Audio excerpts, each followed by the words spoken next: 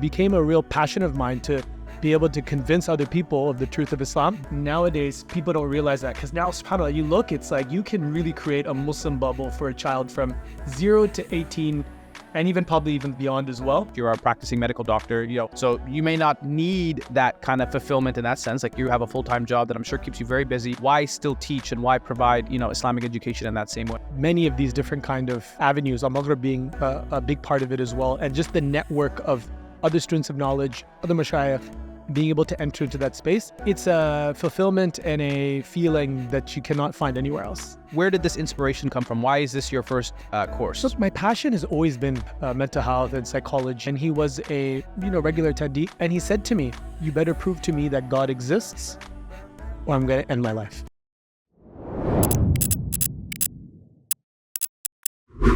Bismillah, alhamdulillah, wa salatu wa salam ala rasulillah. Assalamu alaikum wa rahmatullahi wa barakatuh. This is your brother Boonaa Mohammed, welcoming you back to another episode of the Muslimi Experience, where we get to chat with amazing, interesting Muslims from all walks of life. And today is no different. Alhamdulillah, we have with us an amazing young man who is the newest instructor with AlMaghrib Institute. Dr. Zohair Abdur Rehman is with us. Assalamu alaikum, Sheikh. Wa alaikum salam wa barakatuh. Jazakumullah khair. It's always a pleasure to have a chat with you, Boonaa. Alhamdulillah, jazakallah khair. And I did get to mention that you are the newest AlMaghrib instructor, which is, alhamdulillah, mashallah, a big feat in it. Yeah, it was a full circle moment for me, because I used to take those classes when I was 14 years old, 13 years old. Actually, there was an age limit, 15, and I used to just it wasn't the most ethical thing to do, to go to Islamic class and lie about your age. Sneak in. Yeah, subhanAllah. So, to alhamdulillah, by Allah's grace, be able to become an instructor. Just so blessed, alhamdulillah. I'm so thankful to Allah and the AlMaghrib team for bringing me on board. MashaAllah, but obviously you've been taking AlMaghrib classes for long. I know I've seen you, of course, always around the Mashaykh and, being an Summit alumni and getting a chance to kind of deep dive into all these experiences.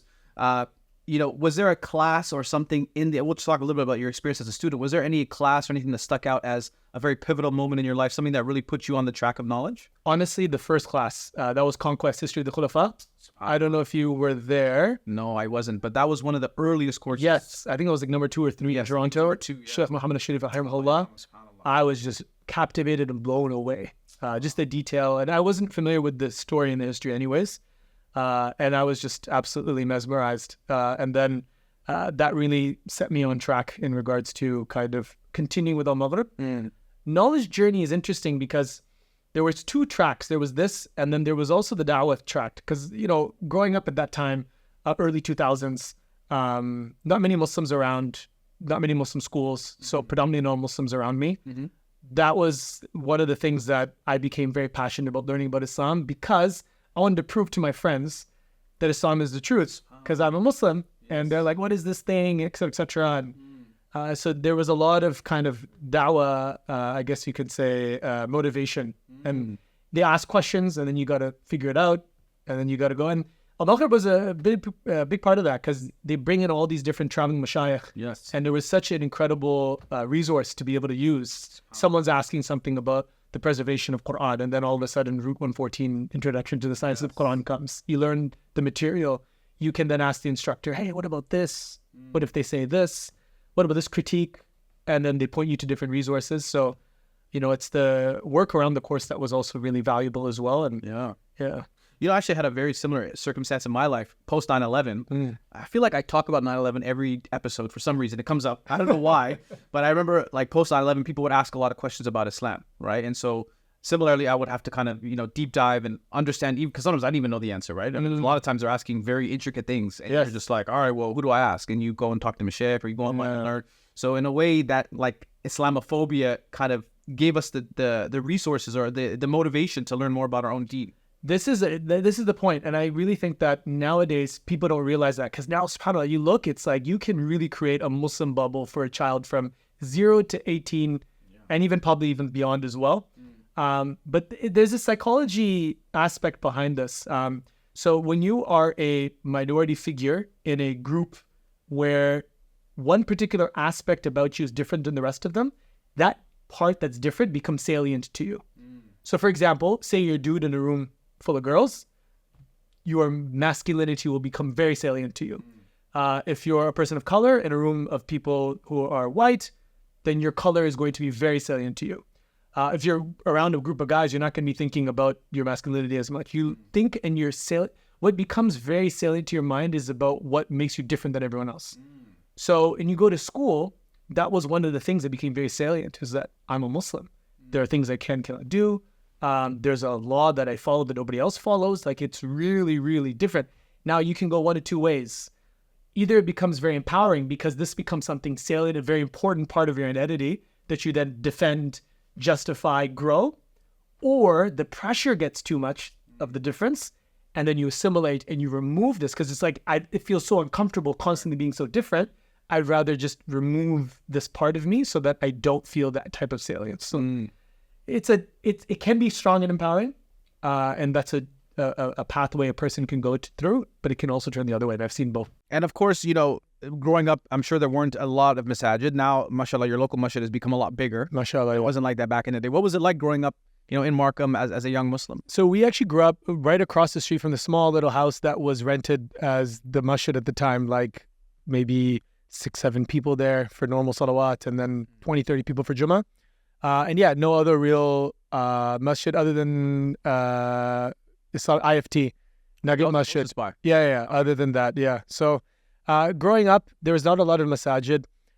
There was just starting to be a lot of activity, though, in regards to like conferences and bringing speakers. And there was a lot of the cassettes and DVDs and CDs that were being sold at these different conferences. So growing up, that was kind of the first, I guess you can say, serious engagement with the outside speaker world. Obviously, growing up for me personally, we had like a sheikh come through to the house and taught us how to read Quran and some Arabic as well, and hadith and that sort of thing. From a very young age, actually, my dad, because I had an older brother, so I started when I was like 3 years old, actually. Wow.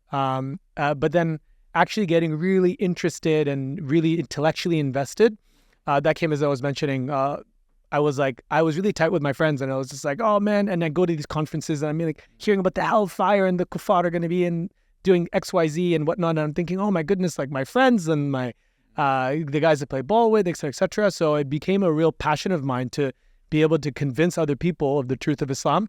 So, you know, you have like Khalid Yasin, Zakir Naik. You know, I bought all of his DVD, debates from like back in the day, Christianity, atheism, all this stuff. And so you got to watch the Ahmed Didat. Yeah, I wasn't as big on Ahmed Didat. Yeah. It was mostly the VHS and the DVD at the time. Was with Zakir Naik and his debates and trying them out on my friends then, and they obviously are not interested. And like, oh, just stop talking about this religious stuff. But yeah, that kind of was the beginning of this. And AlMaghrib came about. So it was a beautiful time to actually be growing up as a Muslim in the GTA because things just started to come through. RIS conference as well, Reviving the Islamic Spirit conference. That was at the Sky Dome. It's called the Sky Dome. Now it's like the Rogers Center. Right. And that was huge, like iconic. In like, that's where like the Raptors used to play, Blue Jays, and it's like a Muslim conference there. Like it was a real fun time to be a Muslim youth growing up, I think. What was your first experience with AlMaghrib? Do you remember? Yeah, first experience was the first class I took. Conquest? Yeah, which was the Conquest, History of the Khulafa with Sheikh Muhammad al-Sharif. One of my friends, older friends, was like, hey, come with me. And that was just an incredible experience. Totally different to any other conference that I had seen before, which is just lectures here and there. Totally different to any CDs I'd listened to. It was like, felt like I was taking an actual like course in the level of its depth, and just the engagement, the interactivity. And Sheikh Muhammad rahimahullah was just an absolute legend, mashallah. And he used his platform to really build other people, which was something that was so unique about him. And that's when he got to know all the other instructors that were coming through. I used to get annoyed, like, oh, why is not Sheikh Muhammad teaching the next one? But then it was, another instructor, and it was amazing. Sheikh Muhammad Faqih, for example, Sheikh Walid Basyuni, and later on Sheikh Abu Isa, and I was like, oh, wow, it's just incredible. Yeah. Did you have any memories or experience with Sheikh Muhammad? Anything that stuck out in your mind? Like, did you have personal interactions with him?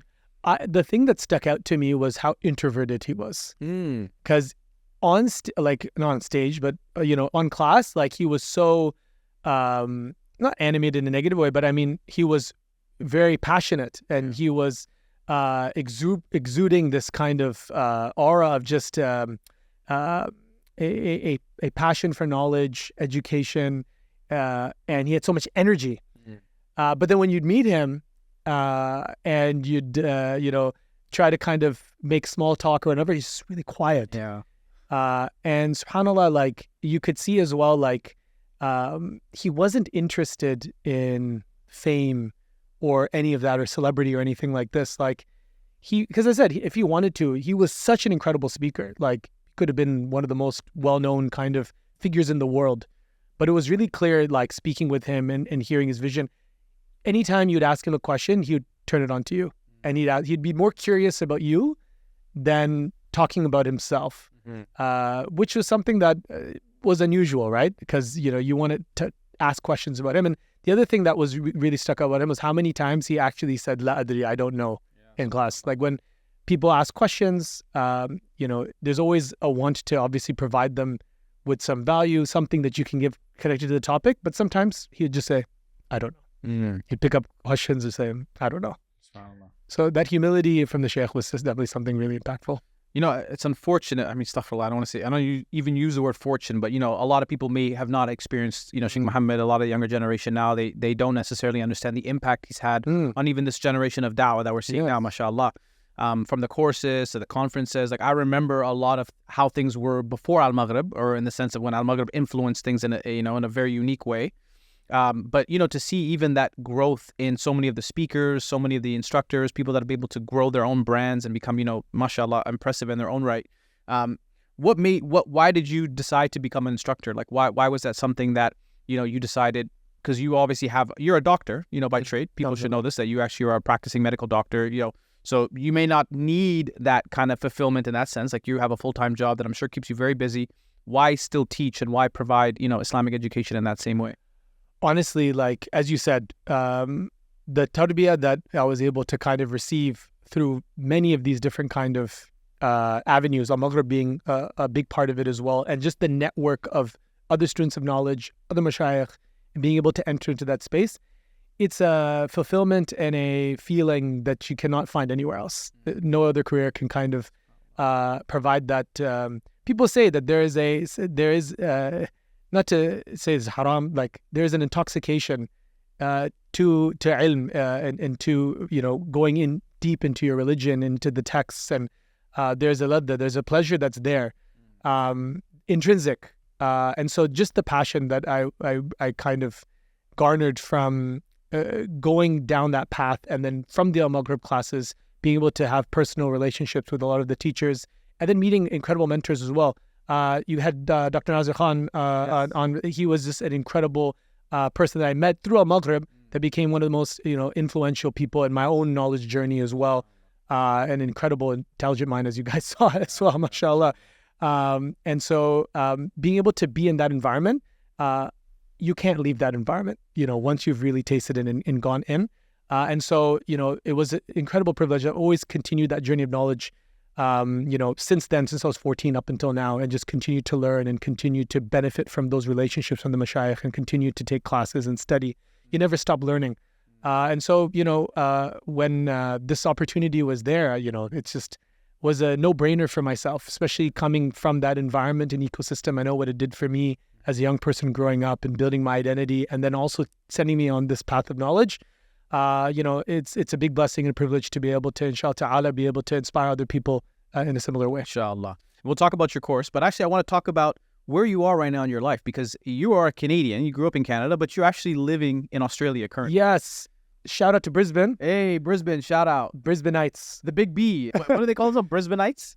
I don't know if they call themselves that. Maybe it's just me, but yeah, Brisbaneites, whatever you, Brisbanians. Brisbane, I like that. I don't know. Because Canadian, Brisbanian. Okay, anyways, yeah. You came, mashallah, we were able to connect there, yeah. Yeah, Purple Don't Cry. Yeah, I showed my film Purple Don't Cry there. Alhamdulillah. I actually just came back from Brisbane like a week ago. That's the crazy thing. I was like, and then you were there like a couple of days ago for an event. I saw the poster, and then they said, "Are you doing a podcast with Boonaa?" I was like, "Wait, what? Are you sure about that?"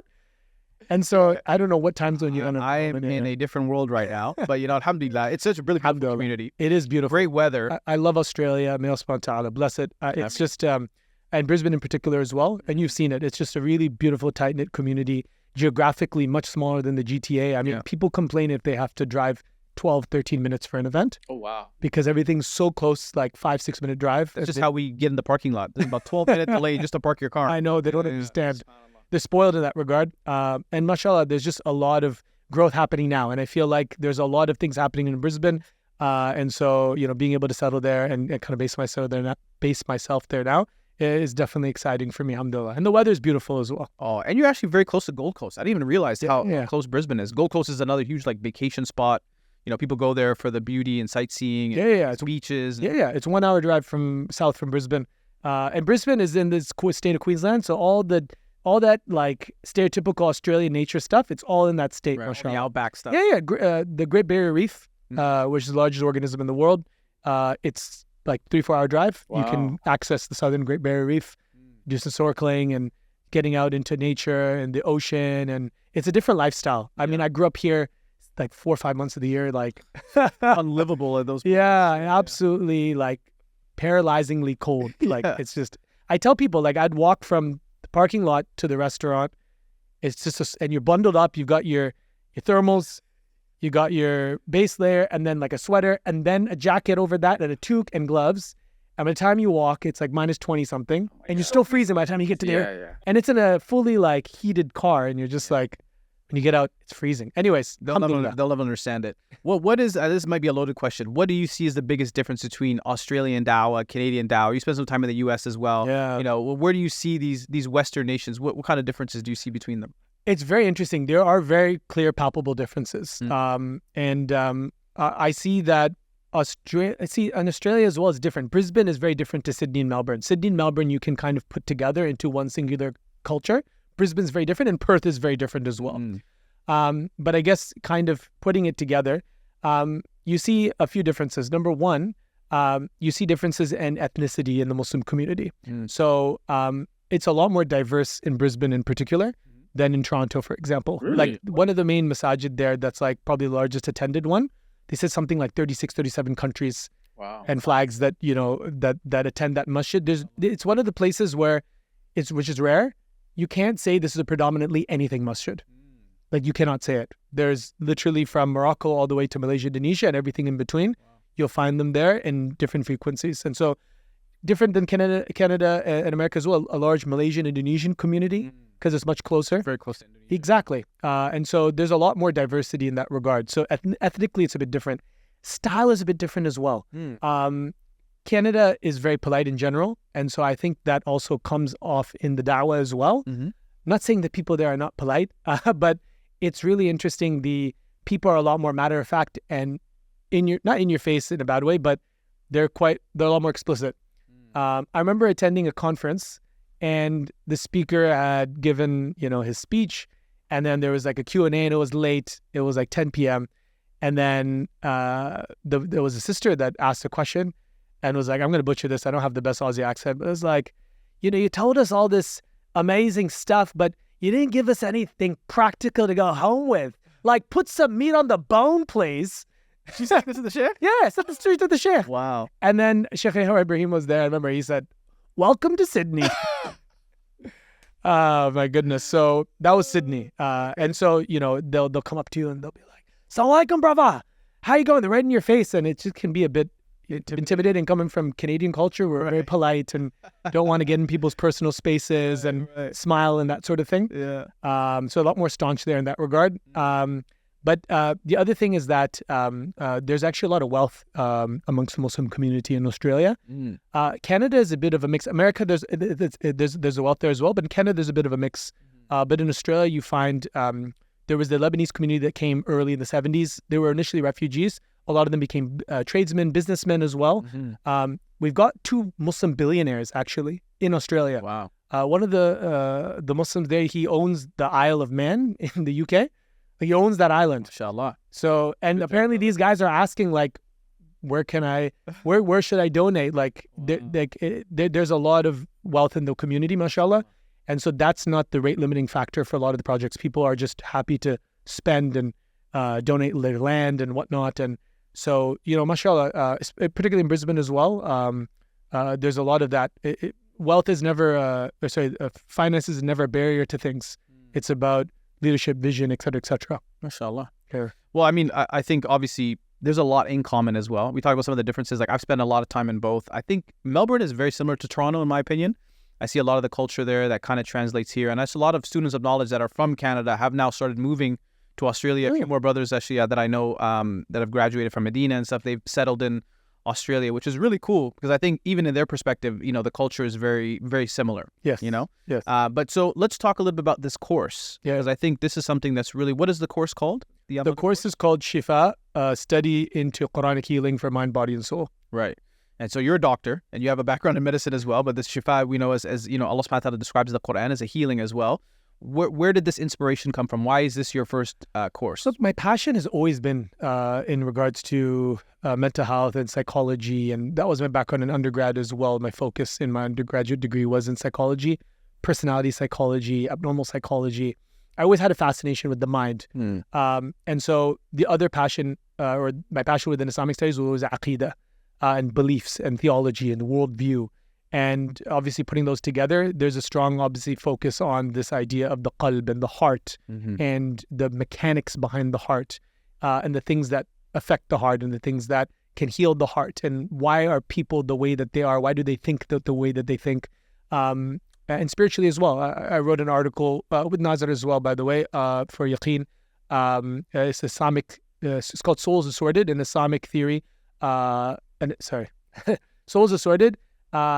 A theory of Islamic personality or something. It's just an Islamic theory of spiritual personality. That's what it was. So talking about the fact that just as we have different personality differences, we also have differences in the way that we approach religion. Different things we find passionate about religion. A person might be really interested in the ibad, another person interested in the knowledge, another person interested more in activism, another person more interested in the creative sphere with media. And so these are the types of questions that I've always been thinking of and theorizing. And so one of the things that's always been on my mind is in regards to mental health and kind of the intersection or the overlap between spirituality and mental health, and where is there a separation, where is there kind of an overlap. So this was kind of always an interest and passion of mine. One anecdote that I'll share was that really kind of brought this to my forefront to realize how urgent this type of messaging is needed. After one of the halaqat that we were doing, a brother comes up to me and he was a regular attendee, and he said to me, you better prove to me that God exists or I'm going to end my life. Wow. Muslim brother. Pressure. Yeah. I've never received a question like that. That's with extreme. Those stakes. Yeah. And there were so many things that, but when you unpack that question, you see there's a lot that's there. And I had conversations with him before about this type of thing, but like just the urgency at that point, right, that had gone to for him. So you see, number one, there's issues of understanding truth and a Quranic paradigm of truth, and understanding, there's a disease of ignorance, obviously, but disease of falsehood that can permeate a person's mind, because our paradigm of knowledge is built by the Western Academy, which is a paradigm of doubt.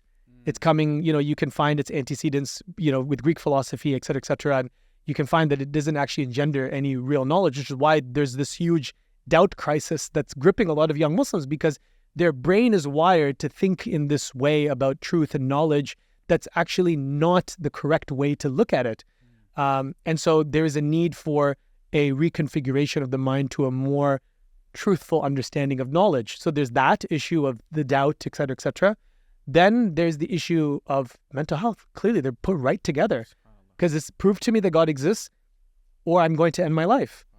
So now this is a person that has obviously background issues, could be dealing with issues from a social level, maybe loneliness and isolation within the community, his own personal issues, perhaps anxiety, panic, depression as a result of, these questions that are in his head. It's all together. Yeah. And I thought to myself, subhanAllah, like, where can I refer this person? Or what kind of advice could I give to such a person like this? And so, this really kind of emphasized to me how important this concept of Quranic healing is. Because if a person is regularly engaged in recitation of the Quran and they're reading it in a way that is untangling the knots as they come, then, because this is a person who would read Quran, right. These are people, right? But the point is, well, these people are reading Quran. Why isn't it doing anything to them? Why isn't it healing their souls? Why isn't it healing their relationships? Why isn't it healing their sadness and their sorrow? So, it was a bit of a rude awakening, I guess. So what did you tell him, to the brother? It's like a cliffhanger, right? Yeah. I sat him down, and we just basically, we went over a few things about, the paradigms of truth and whatnot and knowledge. It was a bit philosophical. I'm not going to get too much into the details from that angle there. But on the other side, I wanted to make sure he was safe, made sure he went home safe, called the family after, et cetera, et cetera. Wow. Alhamdulillah, he's doing really well, mashallah. MashaAllah. Yeah. But this is scary when you think about the fact that these are people that are born Muslim, they're in Muslim families, this doubt that is creeping up amongst a lot of young people. Is that something that you see exclusively in, I'm not exclusively, but like a lot of university campuses, a lot of people that are exposed to philosophical thinking, and, how do we tackle that at a baser level? Because I feel like sometimes parents are also not equipped to have those conversations, right? Like a child could be dealing with, serious doubts around Islam, and they just don't know even where to look. You're right about that. Actually, there's a paper or the article online on spiritual perception. There's a blog, actually. Keep referencing Nazir, subhanAllah. We work a lot we work very closely together. Yeah. We co-authored that as well. It's 2 parts. Psychology of doubt. Just Google spiritual perception, psychology of doubt. You'll find it. Because it's not just about being exposed to it in the academy or in the university. Certainly that can be a trigger point, but this is the point, and this is what makes me fascinated about the mind. You have 2 individuals, the same amount of knowledge about Islam. Let's put them hypothetically. Both of them, same level of IQ, intelligence. One person encounters a particular piece of disturbing information or knowledge that might feel like it's in tension with their Islamic faith, let's say evolution, or let's say something about hijab. And women's rights or whatever it may be. They encounter this. They both encounter the exact same information. One person, after they've encountered this evolution class, is gripped with doubt. The other person asks a question to someone, satisfied with the answer, and he goes about his day. What's the difference between those 2 people? It's not that one's smarter than the other, that, he wasn't smart enough to understand why it was so problematic, or the other person wasn't smart enough to understand why it wasn't. It's not that they had different levels of knowledge, same levels of knowledge. Why is it that one doubts and the other doesn't? So this brought us to the idea of there must be a psychology behind doubt that makes a person more prone to actually suffer from religious doubt and be affected by this waswas and these obsessive, intrusive thoughts. Whereas people who may be a bit more stable and able to reflect this. This is a very beautiful story. It's advice that Ibn Taymiyyah gave to Ibn al-Qayyim. So Ibn al-Qayyim, he died 751 after the Hijrah. Ibn Taymiyyah died 728 after the Hijrah. So it's about the medieval times, 1300s to 1200s CE. And so Ibn Taymiyyah was he's known as Shaykh al-Islam, and one of his most famous students is Ibn al-Qayyim. These are both huge giants in the Islamic tradition. So the anecdote goes, and the story is recorded in Miftah Dar Sa'ada, I believe. The anecdote goes, Ibn al-Qayyim says, and he reports, he said, I started presenting my doubts to Ibn Taymiyyah one by one. What he means by doubts aren't like he's doubting Islam. He's referring to areas of confusion in different aspects of theology, for example. So he's bringing this doubt and bringing that doubt and bringing this doubt. And then Ibn Taymiyyah said to him, don't let your heart be a sponge that just soaks up every single thing that everyone says. So your heart's now become a sponge and you can't remove it from your heart. And so you have to keep asking questions. But rather, make your heart like glass that can see clearly what the haqiqah is, what the reality is, and it doesn't affect your heart. So this spiritual, psychological aspect of doubt, I think, is something that's not addressed when people talk about, people who have these questions. Because a lot of people have questions. How many Muslims encounter evolution, atheism, issues of feminism that might kind of contradict, our values or whatever it may be. How many people go through that and it doesn't cause a crisis of faith? And how many people go through it and it does? Right. There's something else at play. So these aspects are really important to be addressed. And oftentimes that's more important to address than the actual issue itself. You mentioned evolution. I don't know how much time we want to talk about it, but I think it is one of those things that people, especially now with science and the way, things are presented, especially in mainstream schooling and public school, that people wonder, well, how is this possible? How is it that, we could have evolved from apes or whatever and still, coming from Adam at the same time? Is there any kind of insight you can give to something like that? It's a long topic, obviously, but we'll make it quick. Yeah. Don't spend too much time of course. The thing is that when it comes to human evolution, which is where the real tension is between evolutionary theory and Islamic theology, there are very good reasons to not accept the extension of evolution to completely include the human being, the human species. And there are many aspects and features to the human being that cannot really readily be explained purely with the evolutionary mechanism. And so those are things like language. Those are things like, consciousness in general is something that's a problem to begin with. Things like morality itself.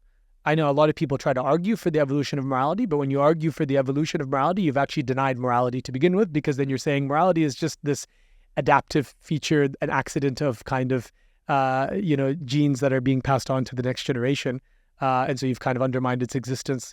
There's many features of the human being that, and obviously the gap between human beings and everything else shows that there's something special about the human being. So there's certainly intellectual reasons to be able to justify our idea that human beings are an exception to the evolutionary rule. Right. And Allah subhanahu wa ta'ala created them separately and inserted them into this world at a timing and a wisdom that He knew best. And so a lot of the evidence that they cite for human evolution is simply the idea that, if you follow the story of life forms on this earth, from the creatures that were here before Adam, which the Quran references this idea that there were some creatures on this earth that angels had an understanding of. They're spreading mischief and blood and corruption, which is interesting because that's how the animal world is. Survival of the fittest, that's the way they operate. So it's this thought of, wait, is this just another animal that's going to come down to the earth? But this was a creature that Allah chose at the right time, and right time from every angle, even from a biological point of view as well, and from the fossils point of view as well, that this was the time that humanity was ready to tread the earth. So just in a nutshell, I guess you can say. Well, look, this is one of many issues that I guess your course somewhat covers. Evolution would not be something that the course would directly kind of address. The course is focused on Quranic healing in regards to issues of the heart. So doubt in general, yes. Rather than going into specifics. There's other courses that AlMaghrib offers that do tackle issues like evolution and atheism. Sheikh Hani has a course on this, I believe. But this course is more about the actual heart itself. Right. But so back to this point of the doubts, right? Of people feeling insecure in their own Islamic knowledge. Yes.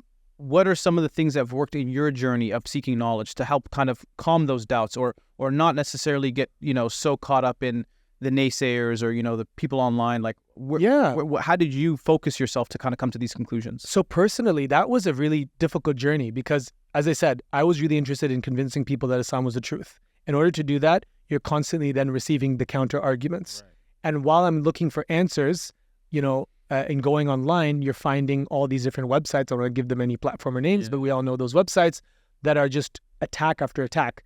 Actually, there was a time where if you search my name on Google, you'd find like my grade 8 self debating with Daniel Pipes, this Islamophobe.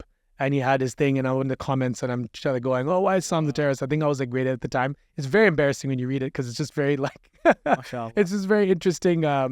I'm like going off on random tangents about the scientific miracles of the Quran, and if this is the truth, then this is the case, and if you don't do this, then hellfire, et cetera. Like, it was really interesting. But I'm exposing myself at a young age to these types of websites, so I could feel that sense of these insecurities that are starting to come up. And so I'm searching desperately for answers. The thing that really quelled and helped put my heart completely at ease was understanding the Quranic paradigm of truth and knowledge. And this is something that a lot of people don't understand, because most people you'll find online, I used to do dawah with like 6 years. I used to do street dawah, especially in the universities, and put out these dawah stalls and stuff like this. And we'd always use the arguments, et cetera, et cetera. But one thing you realize is that people who are using this type of kind of philosophical argumentation is always a back and forth. And you might think that, this is 100% correct. But there's always going to be a way that you can counter in many different ways. I mean, this is called sophistry, right? It's an old art itself that you can constantly debate anything and constantly try to undermine and poke holes at anything. And that whole endeavor is not positive, because they're not people who are trying to go on a journey together to learn something. Right. There are people who are adversaries that are constantly trying to undermine the other person. So it's not really productive. But the moment I kind of separated myself from that environment and actually sought ilm, and this was the point, and actually learning about our aqeedah and our theology, people think, oh, wait, what do you mean learning the Quran, the Quranic paradigm of knowledge, isn't that, circular reasoning. You can't prove the Quran is true by just saying, well, the Quran says it's true. And this is a misunderstanding of what the Quran is telling us. And one of the avenues of Quranic healing is the way we start to understand truth, knowledge, purpose. I'm going to give you an example. In English, we say truth, and it seems like truth is something that's only intellectual, like it's from an abstract point of view. Haqq is the way that the Quran describes itself as true. And in the Arabic language, haqq has many meanings. It's not just true intellectually. When I say, oh, I've got a haqq over you, I mean, right. That's what you hear that a lot, like in marriage problems and stuff like that. So, my haqq, a lot, brother. You just expose yourself. But anyways, but yeah, it's like, this is my haqq and that's my haqq. What does that mean? That's my truth. But no. Saying that's my right. So haqq is a moral truth as well. It's your right and responsibility. The haqq of Allah upon us and our haqq upon Allah. Haqq is also meaning some purpose itself. Allah says, خَلَقَ السَّمَاوَاتِ وَالْأَرْضَ بِالْحَقِّ, created the heavens and the earth. It's often, some people translate it as with truth. Like in English, that doesn't make any sense. What do you mean you created something in truth, in purpose? Bil-maqsood, you look in the tafsir, it says bil-maqsood, for a purpose or an objective. So you see how the Quranic word for truth is a lot more deep than the English word for truth. Because that paradigm of truth is something much deeper. Because in the West, it's so absurd, but you can have something that you say, well, it could be true that there's no meaning to the world. What does that even mean? You just undermined your sentence right there. If there's no meaning in the world, then khalas, like there's no truth to begin with either.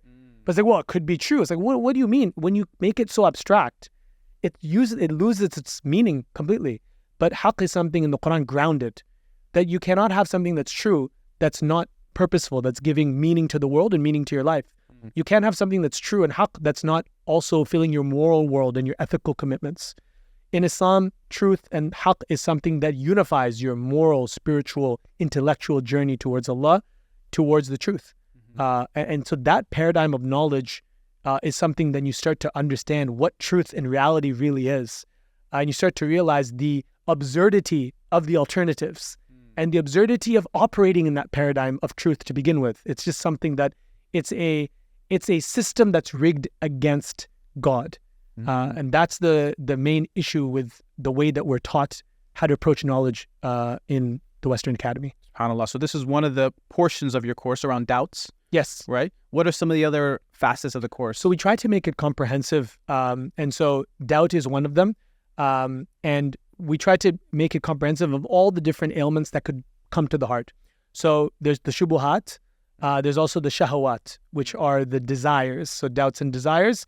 Desires, things like arrogance, envy, jealousy, hatred, difficulties with, in relationships with people, brothers, sisters, within families, marriages, all these sorts of things, how to reconcile hearts and how to get over, betrayal and forgiving other people and that sort of thing. That's within the genre of shahawat, lusts as well, and, those sorts of desires. And this is all being derived from the Quran.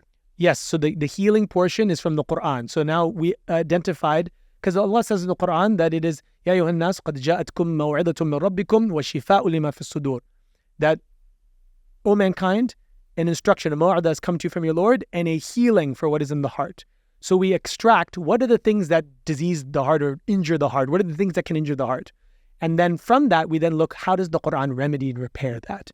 What is the ways in which the Quran can do that? Which verses in the Quran are there for me to be able to understand how I can connect with that to start my journey of healing? So with the shahawat, we go into these issues and we talk about like the nafs, and we talk about the three types of nufus, for example, and the ego, and we talk about, we go a little into a bit about spiritual personality. We actually talk about, the idea that you can have, based on your personality, and we have the students actually go through a personality test, the Big Five personality test, and based on their personality profile, we give them insight into which spiritual weaknesses are they more susceptible to, which diseases of the heart is an introverted person more susceptible to compared to an extroverted person. So for example, an introverted person, so I'll give you the example of riya versus ujub. So riya is the disease where a person is concerned with vanity, showing off to other people about how great they are, showing off their acts of worship, and wanting praise and seeking praise and recognition from other people. That's riya. But there's another concept called ujub, which is not you're showing off to people, but you're showing off to yourself. You are impressed with yourself. You love thinking about all the incredible accomplishments that you've done. And you love doing things because of the pleasure it brings to yourself. It's ujub. You're amazed and impressed with yourself. An introverted person would obviously be more inclined towards ujub than riya, whereas the extroverted person would be more inclined towards riya. SubhanAllah.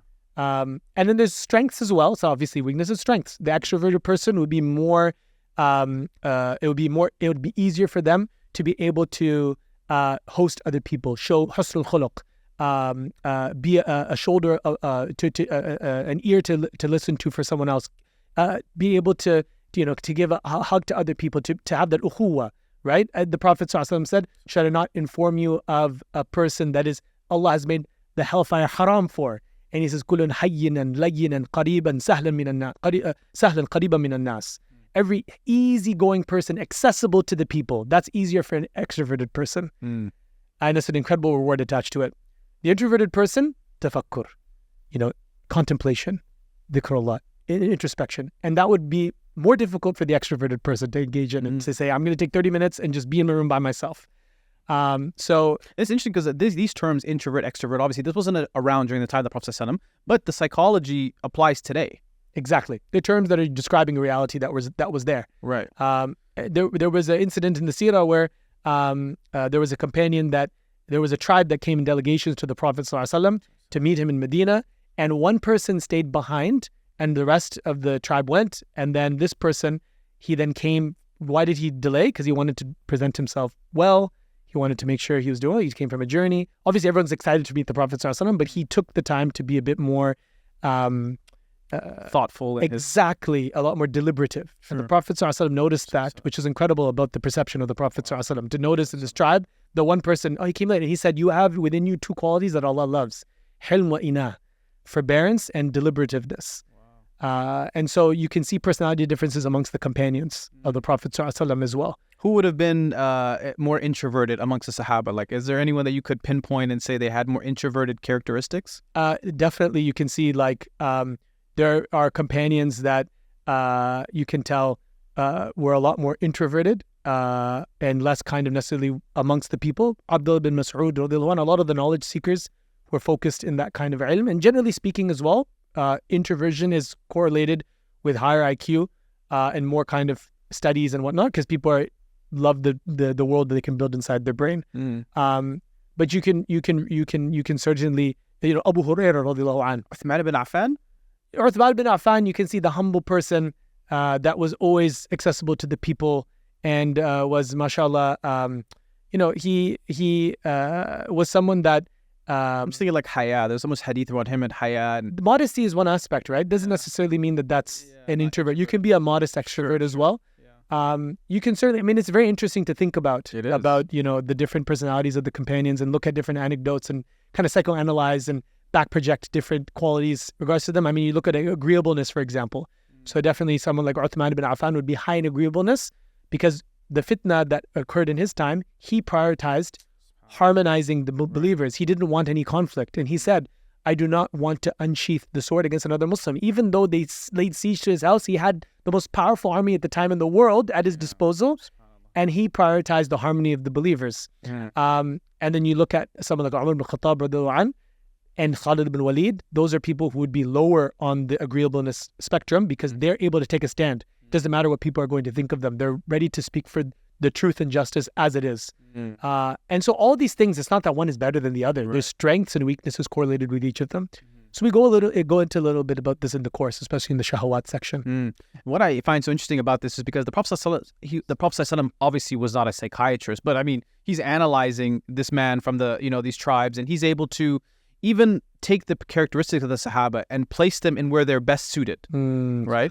You look at someone like Khalid bin Walid and how he put him in a situation where he would excel, right? He set him up for success. So there's a lot we can learn from the leadership characteristics and style of the Prophet ﷺ as well, in terms of how, he interacted with the Sahaba. Definitely. Amr ibn al-As, when he first became Muslim, it was interesting because the Prophet ﷺ would give him a lot of gifts and wealth from a lot of the different revenue that was coming into the state at the time. And Amr ibn al-As said something interesting. He said, I didn't convert for this. Right. Like, he's saying, like, are you thinking, like, I became Muslim and this is the only way you're going to keep me Muslim is by keeping me happy, like I'm in some insincere convert. So he was like, I didn't become Muslim so I can get more wealth. And the Prophet ﷺ said, "Ni'mal mal fil ni'mal rajul." That how amazing is the wealth in a blessed person. Allah. And so he recognized the political aptitude of Amr ibn al-As, and that's why that was almost immediately put into the right spot. And the emotional intelligence of the Prophet ﷺ is an absolutely incredible thing to study. There's an interesting book by Sheikh Muhammad Smith. It's called The Moral and Emotional Intelligence of the Prophet ﷺ, and he goes into a lot of these examples. Well, let's continue talking about this course because there's a lot I want to unpack because I think this is a very interesting topic, and it's something that no one's really, from what I can tell, really like analyzed to this extent. What are the other characteristics of the course? What are the other aspects? So you have shubuhat, you have shahawat, you have as well trauma. So we call it the masa'ib, the abwab al-masa'ib. So those are calamities and loss and trauma that happens to a person, either in childhood or in their adult life as well. And then basically going into how can that affect a person, across their lifespan, but also then looking into how does the Quran actually guide a person through trauma? Trauma is one of those things that is very long lasting. It's not like an injury that then just kind of gets repaired on its own. Tell me Quick fix there. Yeah. We're all living with some of it. Are we about to trauma die? This is important though. I think definitely. Because like people, you'll struggle.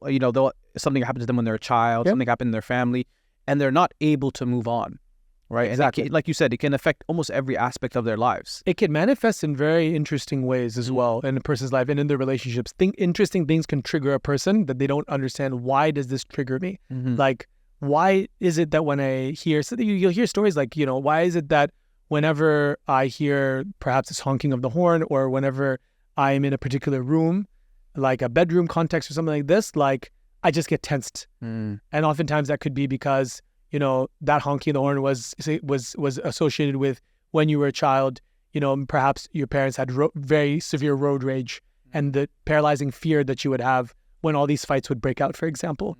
And then now when you hear that, it's like, it puts you on edge. Like the trauma definitely has a very strong kind of memory network that gets embedded into your neurocircuitry.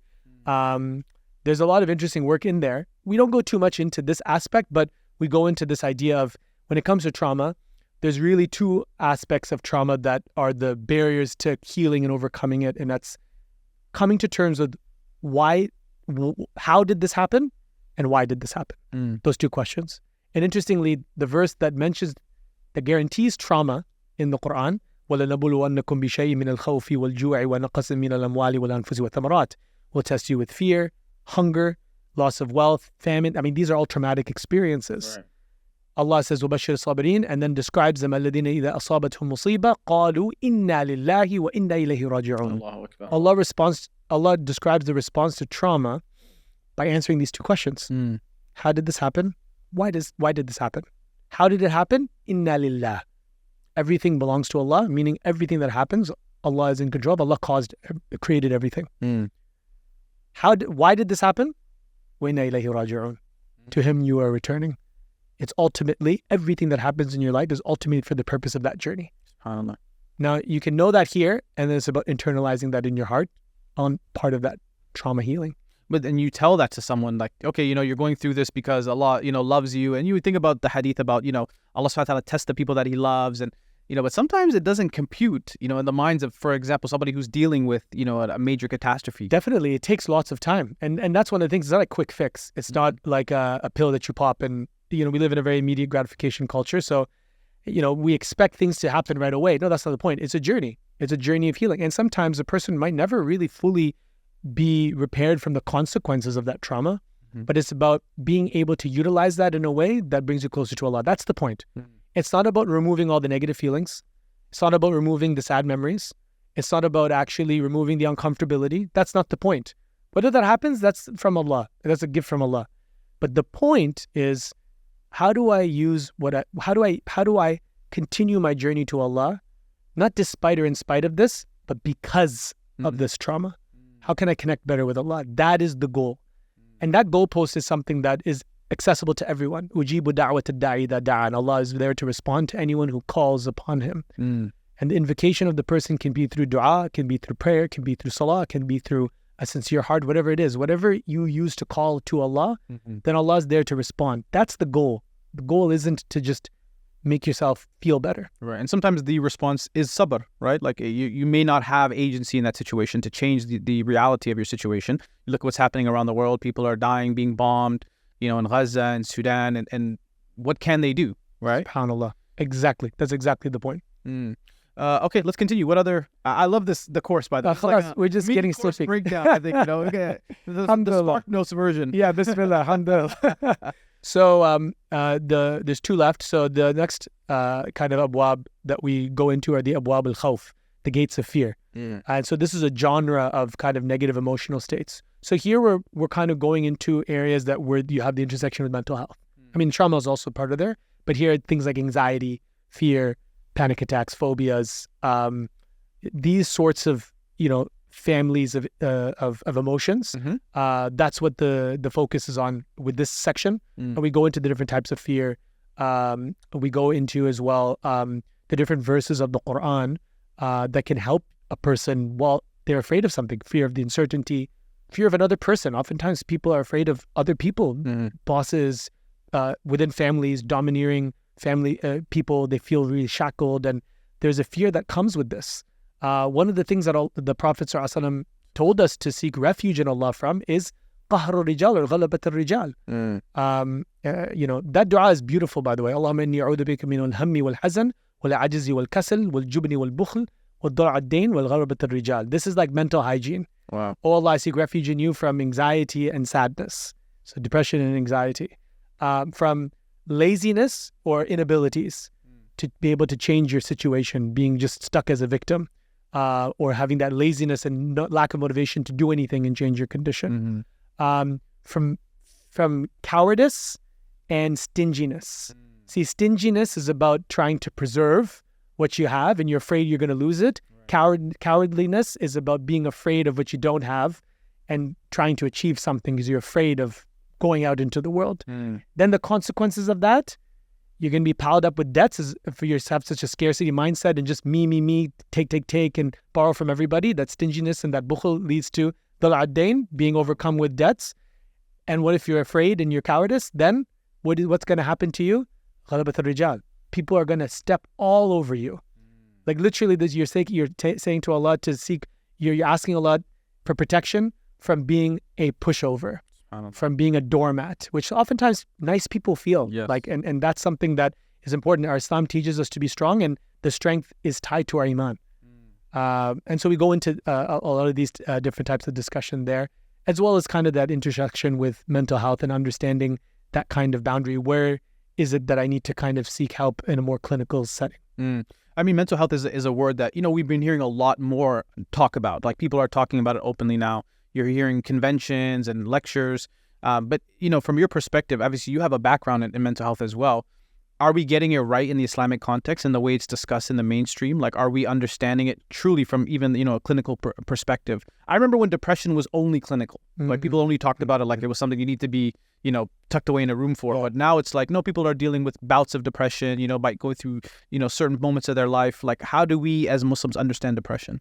The problem is that people don't understand the different categories of the ailments of the heart here. So in our tradition, Islamically, Ibn al-Qayyim mentions this even before Abu Zayd al-Balkhi. There's a beautiful work of his. He was like a physician / psychiatrist from the 3rd century Hijri, 295, I believe he passed away. Don't quote me on that. It was published recently, maybe a decade ago, by Dr. Malik al-Badri, rahimahullah. He just passed away. One of the pioneers in the field of Islamic psychology. He actually discovered this manuscript, and he was the first one to publish it, actually. And he translated it as well. So it's available in English. It's called Sustenance of the Soul. And you're surprised to see that he's recognizing endogenous or biologically rooted forms of depression and anxiety, and recognizing that there are certain forms of symptoms of depression that need to be treated with physical agents. Ibn al-Qayyim mentions this as well in Zad al-Ma'ad, that there's a category of illnesses of the heart, like sadness, that, you need biological or physical substances. The Prophet ﷺ himself, he would advise talbina to be used for a person who's afflicted with sadness. So within our tradition, we understand that there is a layer that's not necessarily something that's purely connected to your iman or your faith, but this is something that's, something Allah tests with your mind, your mental health, just like your physical health. And there are physical solutions that there could be to it. And on the other side, there's a lot that's there of people who are dealing with existential crisis, nihilism, depression, and they're not depressed necessarily because of this issue and they just need an antidepressant. They're depressed because they feel like their life is pointless. They're depressed because they feel like there's no purpose to their life. In this case, they need that sense of iman and faith and understanding of the purpose in life. And you can medicate them all you want. Those feelings aren't going to go away. Right. And that's a challenge oftentimes, especially as a Muslim professional, when you're, speaking with different individuals of different faiths, is you have to keep that separate. It's difficult because it's something that can provide so much value for a person. So that's the complexity of depression. There are two sides to it, depression, anxiety, and these sorts of things. And so people are now, as you identified, are more interested in a more holistic approach and recognizing the value of both approaches. Having said that, I will say, as you kind of alluded to, that I think that this idea that, antidepressants is just the magic pill. I mean, nowadays, no one is going to take that comment really seriously. And so it's not just, you this mental illness is just it's just neurocircuitry. It's all in your brain. This is very reductionistic. We don't believe that as Muslims. We believe we have a soul. We believe we have a heart. And obviously, these things are part and influencing each other. And so we can't use that type of language. But people will reduce it to that and just say, it's just hormone imbalance, or it's just neurotransmitter imbalance, and you just need better, happy hormones. And so just take these pills. It certainly has its place. And there's, professionals for that to know when a person's state is serious enough to warrant that. But also as well, I would say actually probably majority of people who are dealing with things like sadness, a lot of it is a lack of connection with Allah subhanahu wa ta'ala. Not in a sense that the iman is weak, but in a sense of, there's potential to be reached with their faith to come closer to Allah. And perhaps Allah is using this as a vehicle to drive that person closer to Him. SubhanAllah. Obviously, as a Muslim, you have this as a reference in your back pocket. But when you're dealing with non-Muslims in your professional capacity, how do you even begin to comfort, those feelings of sadness or grief, or like what would you even say to someone that has no faith? It's certainly a challenge. I was speaking a bit, not to break the fifth wall here, but I was speaking with Jonathan earlier as well about the idea of conveying concepts in scientific language without using religious terms. And so you can do that because Islamic concepts are very universal.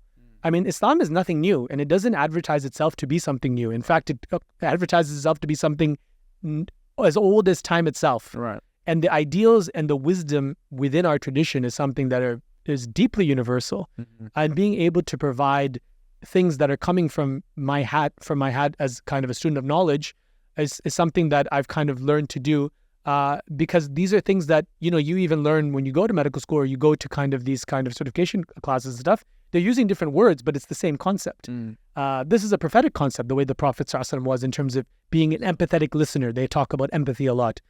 This is the seerah of the Prophet ﷺ, utilizing the mannerisms of the Prophet ﷺ in that clinical encounter is in and of itself very therapeutic. In fact, they said they did a study and they aggregated lots of different studies together actually, and they basically looked at what was the ratio of importance to the type of therapy given versus the therapeutic rapport with the person. And they found that pretty much it was irrelevant what that person was saying or doing with them or what type of therapy they were doing. The most important aspect, I think it was like 80 or 90% of the actual factor was the therapeutic rapport. Really? Yeah. It's not about, because once you have that, once you feel like there's someone that you can trust, once you feel like there's someone that's hearing you and listening to you, that in and of itself provides so much healing. And that's something from the sunnah of the Prophet ﷺ, to listen to people, to give them your full attention. When you speak to them, face them completely directly. These are sunnah things that you can utilize in all aspects of things. You don't need to advertise it as this is Islam, because I think that would be something that would defeat the purpose, especially in those encounters and whatnot. It's not necessarily something that's appropriate.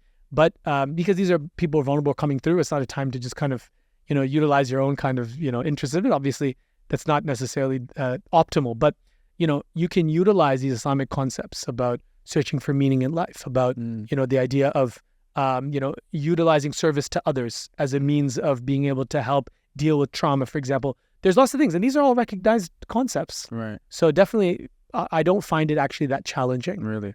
I just imagine you and your Dawa background. You're just sitting there, just waiting. Just give me a shot. I'll tell you everything you need to know.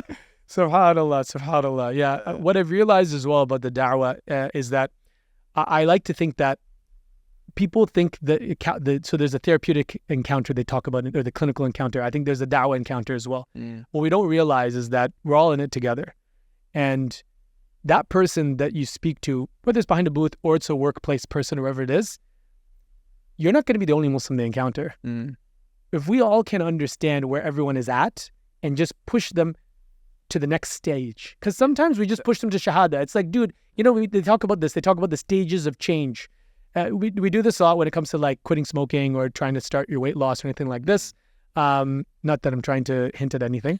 Yeah, not that weight loss journey I'm on. Yeah, MashaAllah. But they talk about pre-contemplation stage. Have you heard of this? Yeah. Contemplation. No, I haven't heard of it. Yeah. So pre-contemplation stage, contemplation, planning, action, and then kind of like there's like a regulation portion. So the idea is that for any change that a person wants to make, they're in one of these categories. So say someone's smoking. So you have to identify first. So what you're trying to do, so someone's smoking, what do you want? You want him to stop smoking. Okay. You want him to do that, but you need to identify which stage of change they're at. If they're in like pre-contemplation stage, which means they're not even thinking about stopping, you can't then just go, okay, here's a nicotine replacement pill. They're not going to take it because they're not interested. What do you have to do? You have to shift them to contemplation stage. So how do you do that? Talk about the benefits and the harms. You got to motivate them and inspire them to do this. So, and then after, just to give the example further, then once they're like, okay, fine, you're right. You're giving me like a lot of reasons I should start. Yeah, I'm thinking about it. I'm thinking about quitting. Okay, now they're ready for different plans to show them how easy it might be. Now you can give them different strategies. It's like, okay, maybe this one I'll do. Okay, now you can give them the resources and put them, and that's the action. Planning, then action. Then they've changed. Then it's about then reassessing, et cetera, and then going through that cycle. So when it comes to Dawah, we have to understand this. Everyone's walking around at different stages. There's someone you meet at the bus, could be pre-contemplation, there could be contemplation. Who nudged them from pre-contemplation to contemplation? Maybe when you see them at the workplace, for example, your job isn't to then give them the books and the translation of the Quran necessarily. Maybe your job at the beginning is not even to talk about religion so explicitly. Maybe your job is just to shift them from pre-contemplation to contemplation. The Quran does this. Ask questions. أَفَلَا تَتَفَكَّرُونَ إِنَّمَا أَعِظُكُمْ بِوَاحِدَةٍ I command you to one thing, that you come together in singles and pairs. ثُمَّ تَتَفَكَّرُوا Then you think. مَا بِصَاحِبِكُم مِّن جِنَّةٍ Like this companion of yours, he's not insane. Like, I just want you to think. Don't have to be Muslim. Just think about this question. Was the Prophet ﷺ insane? So that's an example of a particular thing. Like, do you think this is the case? Because they obviously knew that it wasn't the case. So this is the thing that's important for us. Ask big questions to people. Be a deep and meaningful person. People talk about, I heard this phrase called DNMs, deep and meaningful conversations. I don't know if it's just an Aussie thing, but they call it like, oh, I had a DNM with this guy. And so, okay, khalas, maybe it's just Aussie, or it could just be a generation thing, who knows? But that's what Muslims should be in terms of actually pushing people in the right directions. Then it's like, yeah, I should be thinking about, what am I here for? And maybe I should be kind of living for something greater. Then they're now in contemplation. Now this contemplation person that you set off in your workplace or at school or whatever, now he's walking by a street and he sees a Dawah stall. And it's like, what's the purpose of life? And he's like, I was just thinking that. Then he gets that pamphlet from them. And then it's like, okay, interesting. Now he starts reading. Now he goes and now he's pushed to start learning. He's in the contemplation stage. Now is the time to start to give a bit more information about Islam. Because the whole point is someone hasn't even heard about this. It's like, here, everybody heard about Islam. This is missionary style. It's not, it's effective for some people. Allah guides whom He wills. But it's not a very strategic, it's not efficient. But this idea of like, okay, and it also empowers more people to be in the Dawah.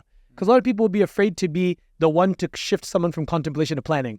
Because that's where a lot of the work and the questions go back and forth. But a lot of people, most Muslims can shift a person from pre-contemplation to contemplation and just ask questions and thoughtful questions. So that's like that. It's like a Dawa assembly line we got going on.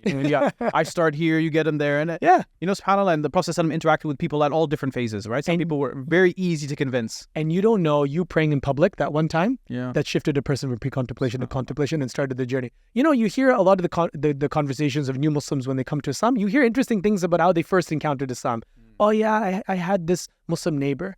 And like, he didn't really give much dawah to me, but I noticed X, Y, Z. You know, there's a lot of common theme in a lot of people. You just with your actions push the person from pre-contemplation to contemplation. Right. So I think that's a very important step that sets people off, and it's a underestimated step. Okay, we'll wrap up very soon, but this last portion of your course, the last book within this larger course, what is it referring to? So that's the Abwab al-Huzn, the gates of depression and sadness and guilt and those sorts of things. And so similar to the other one, it's about going into it, understanding what it means, what are the symptoms of kind of sadness and depression, its separation with mental illness, for example, and then going into the verses of the Quran and seeing which of these kind of can help a person who's going through depression and sadness, you know, how a person can engage in the Quran for healing. Really, in a nutshell, the idea is, you know, we break down the Quranic discourses into like 6 different categories of content that the Quran provides, and showing how each category can be a means of healing of various different kind of ailments of the heart.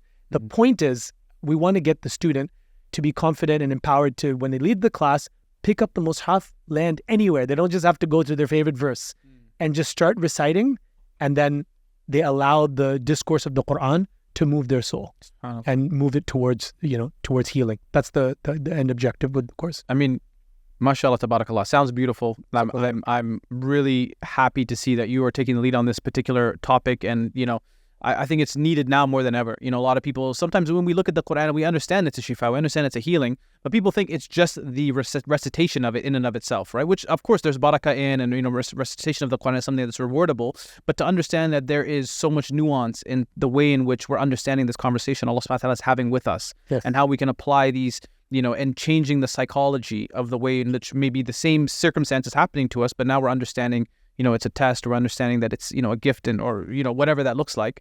It's a really, really cool insight. So, mashallah, how can people find out more about this course? They can check out almaghrib.org/shifa, SHIFA, and they can learn more about the class and register as well if it's coming to a city near them. It's an on-site class. So those who are in Brisbane who are watching, they can sign up, I think, end of January, inshallah, is that. And inshallah, hopefully it comes to... Double weekend?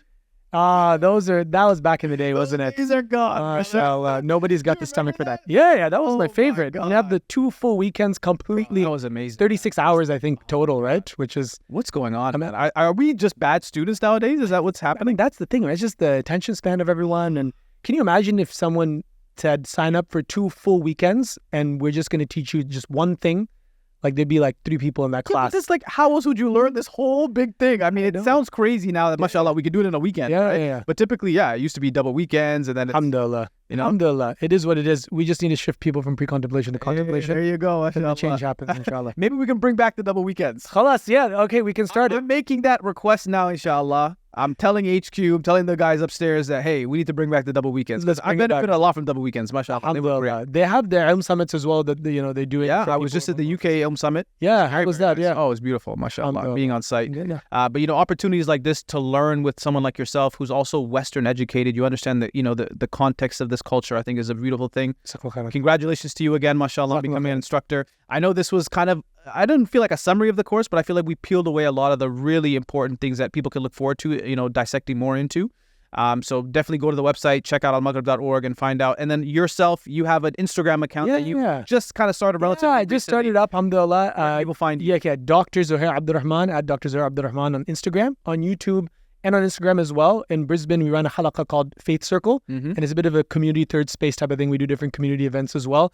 And so you can check out Faith Circle AU on Instagram, and just Faith Circle on YouTube as well. We have some of our halaqat that are lectures there at the moment. We're going through Dawa, the illness and the cure by Ibn al-Qayyim, about dealing with sin and desire. And so we're putting those up as well. So those are the places that you can... and I know you and your wife are very active together. Yeah, mashallah. You guys are a power couple. Yeah, mashallah. My wife, Amina Khan, you can follow her stuff as well, Amana Fitness. And she's starting to do this thing called Amana Adventures. She's really passionate about nature and about getting outdoors, especially for Muslim women, and creating safe spaces for Muslim women to be able to appreciate the outdoors, especially in Australia. That's dope. And, you know, she's taken girls snorkeling. They had like a women's only surfing lesson as well. Wow. Sisters are surfing now. Yeah, they're surfing on the beach. And family trips as well, island trips, hikes. And she's a scuba diver, mashallah, like advanced scuba diver.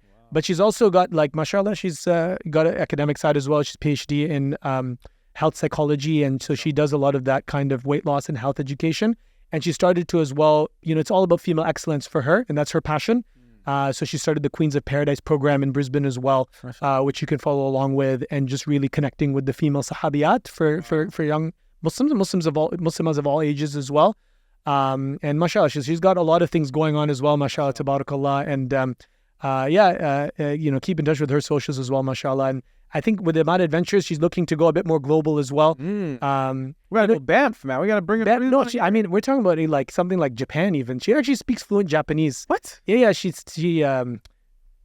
did a degree or something of this in it before we got married, Japanese studies. Wow. And we just went there recently on our way here, actually. We went with all the masajid. Wow. So we're interested in actually taking Muslims there and like going, because a lot of times Muslims go there and it's like they visit shrines and temples and whatnot, but there's a real bustling, interesting Muslim community there. I've heard. Yeah, it's very unique because it's a minority.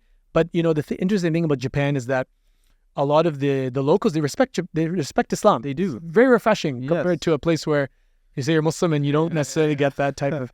So yeah, stay tuned for that. Look at this power couple we gave to Australia. MashaAllah. Look at this. They should be so thankful to us. MashaAllah. Alhamdulillah. We're thankful to you for your time as well and for all the contributions you and your family have made. May Allah subhanahu wa ta'ala continue to bless you and grant you more tawfiq in all your endeavors, inshallah. I just want to say, honestly, Boonaa, like, mashallah, the work that you're doing, like, is incredible with the Muslim filmmaking and a lot of the bringing this media and these stories of Muslims to light to the camera.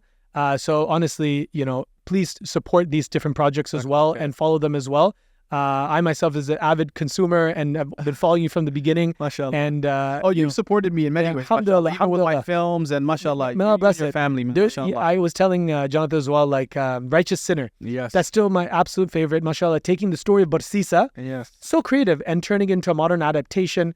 This is the type of stuff that we need, mashallah, tabarakallah. So I'm always very honored to share any room with you, mashallah, and may Allah bless you and increase you, and you're humble, alhamdulillah, and may Allah, take your projects to the moon, inshallah. Don't worry, Sheikh. Checks in the mail, Sheikh. Don't worry. Endorsement, inshallah. That's my flight back. There you go. We'll cover all your expenses. There you go. Jazakallah khair for watching. We'll see you all again very soon. Take care. Assalamu alaikum wa rahmatullahi wa barakatuh.